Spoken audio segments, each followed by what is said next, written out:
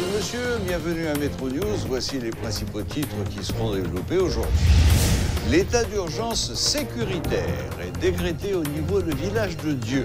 Les résidents de ce bidonville vivent depuis le début de cette semaine dans un régime sécuritaire différent de celui de l'ensemble du territoire. L'homme d'affaires Réginald Boulos accuse des bandits qui, selon lui, travaillent pour le pouvoir en place d'être responsables de l'attaque perpétrée contre la Universal Motors. Le leader du MTV n'écarte pas la possibilité de porter plainte. La Chambre de commerce américaine en Haïti condamne les actes de violence perpétrés dans la capitale mercredi dernier. La AmCham adresse ses sympathies à ses membres qui en ont fait les frais directement ou indirectement. Après l'incendie qui a ravagé une bonne partie de la Universal Motors, notamment le showroom, les services des archives et la direction générale, le propriétaire, Réginald Boulos, estime qu'il est encore trop tôt pour faire une évaluation exhaustive des dégâts occasionnés par cette attaque. L'homme politique accuse des bandits qui, selon lui, travaillent pour le pouvoir en place d'être à l'origine de ce drame.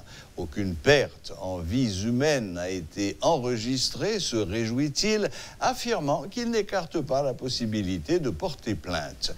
Les employés de l'entreprise ne seront pas mis au chômage, garantie donnée par l'entrepreneur qui promet sous peu la reprise des services de la compagnie. Suivez ce reportage de Rudolph Pierre-Louis. Le plus grand showroom de la Caraïbe, pour paraphraser l'homme d'affaires Réginald Boulos, est parti en fumée.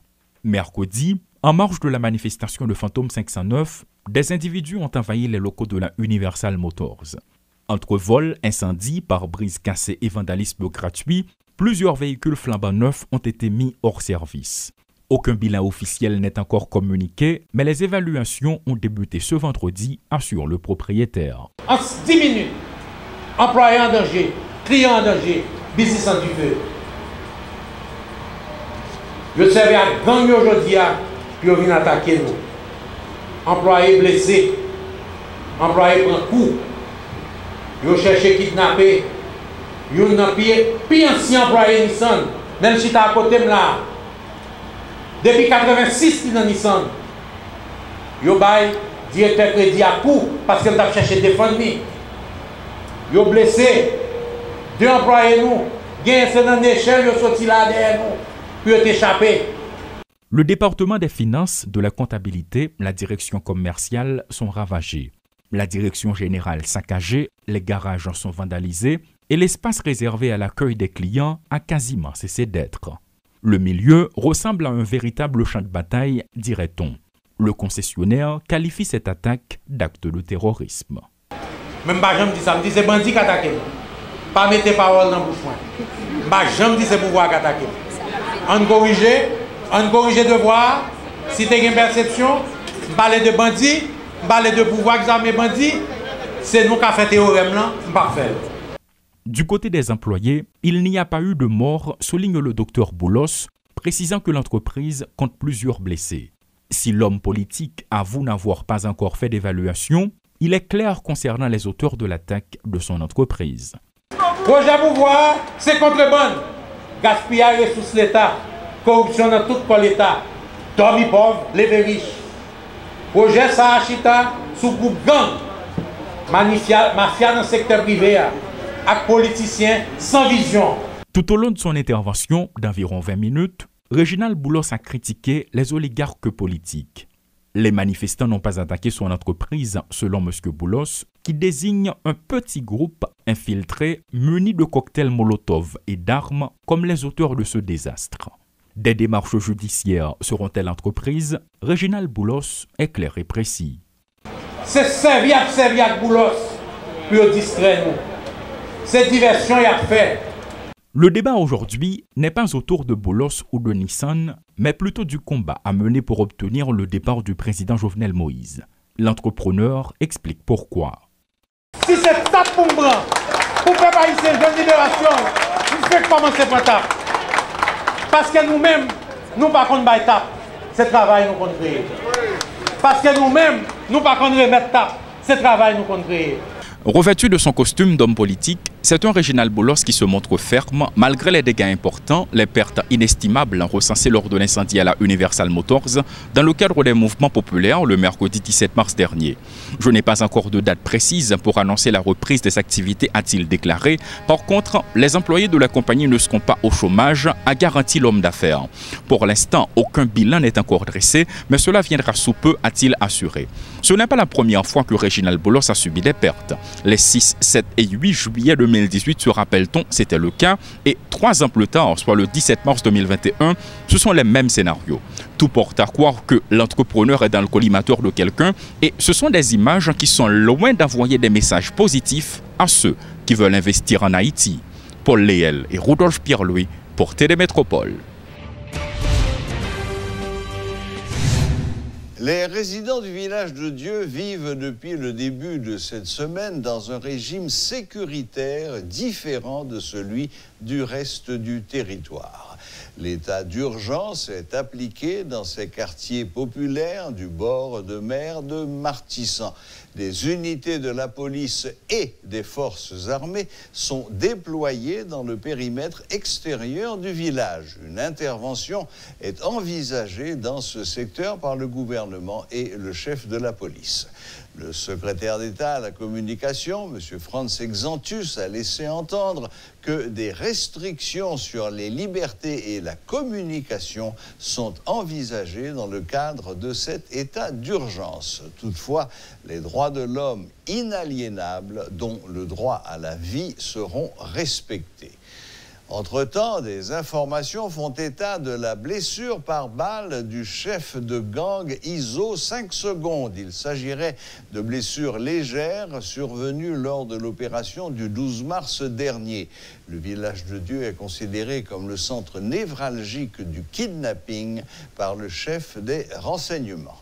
L'inspecteur général Karl-Henri Boucher, aujourd'hui en isolement, révèle que la densité de la population y est très élevée. Au cours des derniers jours, peu de cas d'enlèvement ont été rapportés dans les médias. Cette forte baisse coïncide avec l'opération du 12 mars et l'interdiction des vitres teintées. L'ancien policier américain Richard Lumarque attribue la révolte actuelle de certains policiers à de la frustration accumulée depuis des années. Par ailleurs, il dénonce l'infiltration des mouvements de policiers par des bandits et des éléments politiques qui n'attendent qu'un prétexte pour organiser des troubles. Le chef de gang ISO du village de Dieu aurait été blessé à 2 reprises ces derniers jours. Une information confirmée par un membre de la Commission nationale de désarmement, démantèlement et réinsertion. Par ailleurs, depuis plusieurs jours, la police et l'armée ont pris position autour de ce quartier. C'est l'une des conséquences du décret adopté lundi par le gouvernement sur le travail en synergie des forces de sécurité. La criminalité se développe au sein de la communauté d'expatriés haïtiens. Le journaliste Berman Garçon rapporte un premier cas de kidnapping orchestré par un Haïtien dans l'État de Sao Paulo au Brésil. Il se montre également inquiet en raison de l'arrivée récente d'éléments douteux en provenance d'Haïti. Ça, c'est un problème qui est plus fort que nous voulons dénoncer aujourd'hui là. Et c'est surtout avec un cas de kidnapping qui est enregistré. Mais si il y a un cas de deuxième, et pour éviter un deuxième, un troisième, nous sommes obligés de dénoncer. Il y a un Haïtien qui mettait ensemble avec un autre, qui mettait à 4 Brésiliens, surtout. Hein, c'est un Haïtien qui mettait à 4 autres Brésiliens, puis il a kidnappé un autre Haïtien pareil. Ça arrivé dans l'État de São Paulo, dans une ville qui est São Mateus. Et Haïtiens qui ont été kidnappés, il dit, il n'y a pas de problème pour te parler ensemble avec nous. Il est Mackinson, on a en Haïti au courant de ça. C'est suite avec Haïtiens qui kidnappé là, monsieur, il est Daniel Miléus.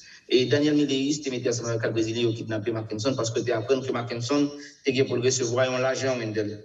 Et automatiquement, il est au courant de ça, il fait complot, il kidnappe Haïtien. Enfin, que Haïtien, sa victime en pile. Jusqu'à présent, monsieur l'hôpital, depuis le cassé, et il a pris soin, c'est l'autre Haïtien qui pas très connaître lui, qui a aidé lui, qui était solidaire avec.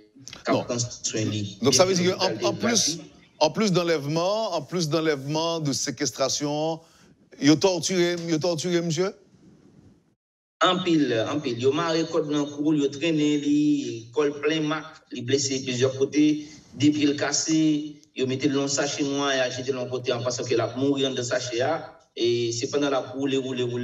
Et bon, le sachet a rinchiré. Et d'après ça, il a expliqué dans un voice, on a appelé notre fait ensemble avec lui. Et que sachet a vient chirer, il vient sortir. Souvent, il est allé parce qu'il n'a pas qu'à camper jusqu'à présent.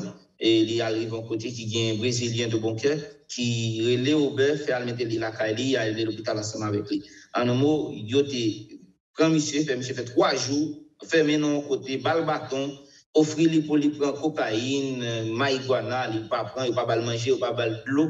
Monsieur dit, il souffre, il passe un mauvais moment dans la ville. Et le pire, Haïtien qui kidnappe là, arrêté parce que même côté ensemble avec lui. Madame Haïtien, ça, dans la là toujours, mais je t'ai dénoncé lui, et j'en ai dit, nous ne pas si tirer bandit, nous ne pas si tirer volet, nous ne pas si tirer kidnapping, et aucun kidnappeur vient dans le Brésil, là, vient mettre un marque noir, parce que marque ça noir, parce que tout le monde, journal dans le pays Brésil prend plaisir à parler de comment la situation du pays d'Haïti est, et image ça, il touche n'importe immigrant, que ce soit qui vit dans le pays Brésil ou bien dans l'autre pays, depuis pays au sale ou sale, depuis Haïti sale, n'importe Haïtien qui vit de l'autre côté, il voit comme étant sale, toujours dit, oh diable, en pensant au même tour, ou capable de kidnapper, au même tour, capable de bandit.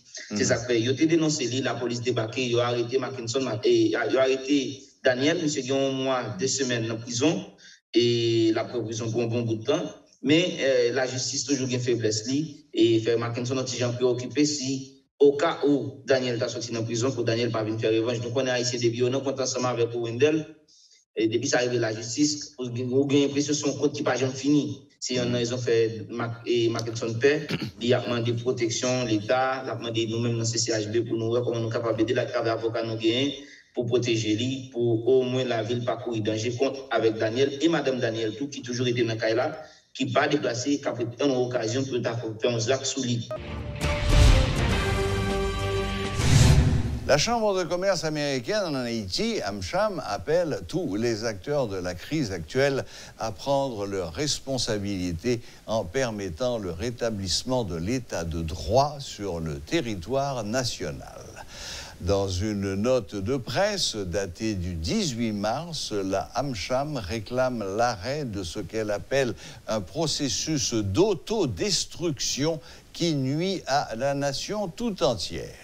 Condamnant fermement les actes de violence perpétrés dans la capitale mercredi dernier, la Chambre de commerce américaine adresse ses sympathies à ses membres qui en ont fait les frais directement ou indirectement. Merci de nous rester fidèles. Très bon week-end à toutes et à tous en dépit de tout et à la prochaine, même heure, même chaîne.